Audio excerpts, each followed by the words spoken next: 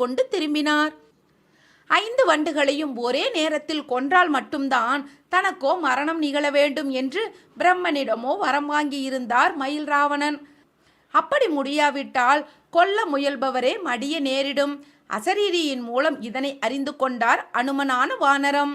வானரம், நரசிம்மம், கருடன், வராகம், குதிரை முகங்களோடு விசித்திரமான உருவமெடுத்தார். இதனை கண்ட மயில் ராவணனோ நிலை தடுமாறினார்.